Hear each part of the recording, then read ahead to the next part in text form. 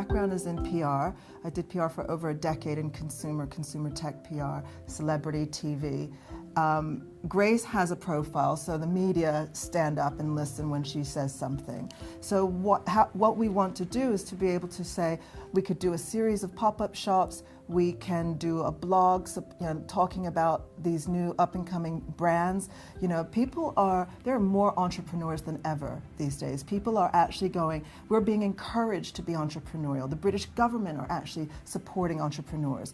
But actually, we need to be able to, women are also still discriminated against, you know? And so we need to be able to, if we can create a platform where we do events and hopefully have forums where we can go and talk. We've got some talks scheduled at Soho House in January.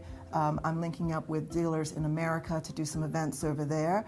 And it's evolving, so it's an organic process, but we'll start with the pop-up shops, we'll start with doing some talks and panels, and then we'll start getting feedback from other women to see what it is they need. We will grow it, and then we're hoping, I'm hoping that we'll end up being able to offer a bursary to somebody, so new labels, the new kids on the block, you know, because there is so little money in fashion, and it's so hard.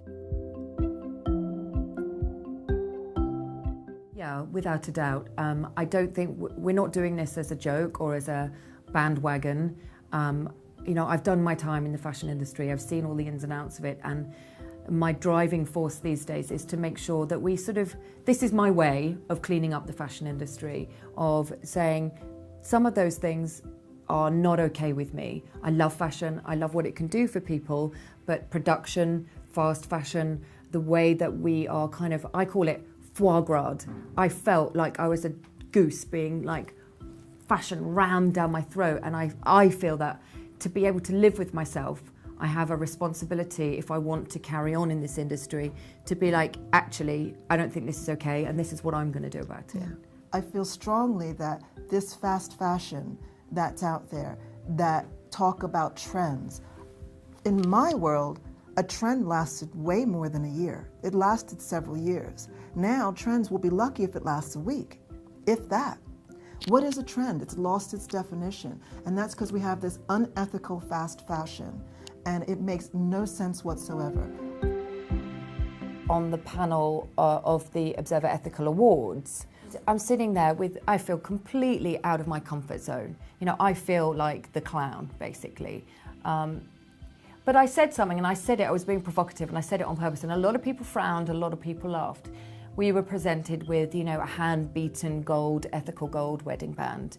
And I was like, see, this is what kind of gets to me, and this is why I don't think ethical has the traction that it should. Why does everything have to be wonky? And so you can imagine, half the faces were like, oh, this woman is an idiot, let's get her out of here. And I'm like, no, you don't understand. I speak to the masses every day on Twitter, to young girls, and to be able to get this working, we need people it just needs to be normal. It doesn't need to be a label. This is ethical, this is not ethical. Everything should be ethical, and that's my fight, in a way, to rebrand ethical, to be sexy, if you like. Mm-hmm. So it's just, do you know what? It's just normal, that we all think about it, and it's completely normalized. With vintage, as you say, a lot of people think vintage is too expensive. So there's a whole spectrum of vintage. Okay, there's car boot sale vintage, there is collectible vintage, okay? And a whole bunch of the stuff in between. You buy it on eBay, you can buy it on Etsy, you can come here to the Graceful Goddess and buy vintage as well. And we have different price points. And if I had to give anyone a tip, it's actually just do a little homework. So my biggest vintage tip for everyone is to measure yourself.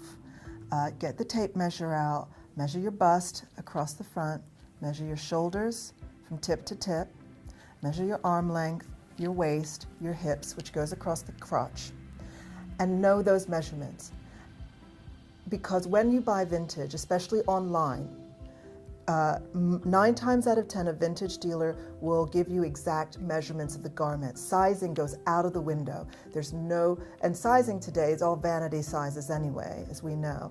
So if you measure yourself, you'll see the measurements of a garment, and that will tell you whether it fits. And always ask questions of the dealer online, because the dealer doesn't want to dupe you. They want to sell you a genuine piece. But often what happens is that people don't read the description or the measurements. They see it, they want to see a size that may have no correspondence whatsoever to the garment. So that's my biggest tip.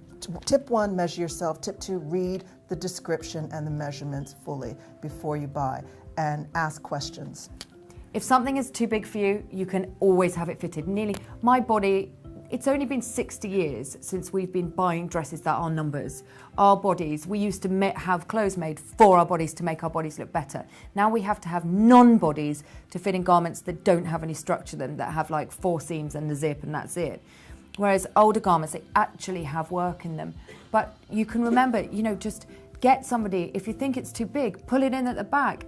Taking it to a seamstress takes £10 to have something that is almost bespoke for your body shape. It's going to make you look better than anybody else.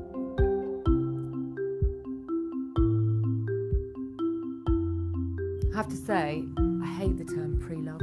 Future vintage is a great one. Now I call future collectibles. Future collectibles. Let's call it. We're actually going to just rewrite the whole thing.